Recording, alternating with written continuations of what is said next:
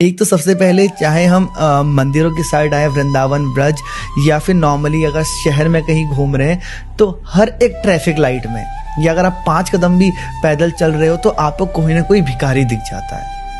कोई समर्थ है, पूरा हष्ट पुष्ट है, कोई अपंग है, लेकिन आपको हर 4 कदम में दिखते रहते हैं। और अगर दे दें तो ऐसा लगता है कि ये तो इससे नशा करेंगे, हमने एक गलत चीज़ को, एक गलत प्रथा को हमने उसको सहारा दिया है, एक गलत प्रथा को, ये तो बिजनेस चल रहा है। और ना दे तो मन में लगता है कि जेब में पैसा था मेरे और मैंने फिर भी उसको नहीं दिया जो मेरे सामने हाथ फैला के आया था।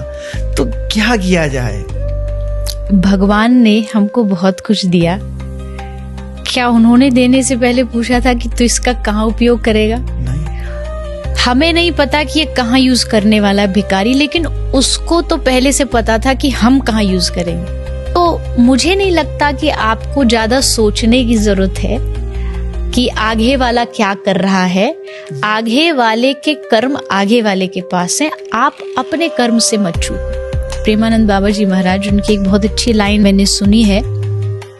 बाबा ने कहा कि कोई पूछ रहा था कि बाबा लोग हमारी अच्छाई का फायदा उठा लेते हैं, तो बाबा ने हंस के कहा कि ये तो तुम्हारे लिए बड़ी अच्छी बात है कि लोग तुम्हारा फायदा उठा पा रहे हैं। तुमको भगवान ने इतना बनाया कि तुम किसी के लिए फायदे के लिए काम आ रहे हो, इसमें नेगेटिव क्या है?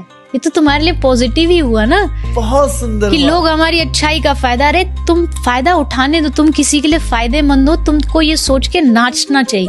जैसे एक बस जा रही है, एक आदमी विंडो की साइड बैठा है और एक विंडो से दूसरी साइड में बैठा है। एक भिखारी विंडो पे खड़ा होकर भीख मांग रहा है। जो विंडो वाला व्यक्ति है वो नहीं दे रहा, पर जो उधर वाला बैठा उसके मन में आया, उसने 50 रुपए निकाले और वो भिखारी को देना चाहता था, पर उसका हाथ वहां तक पहुंच नहीं रहा।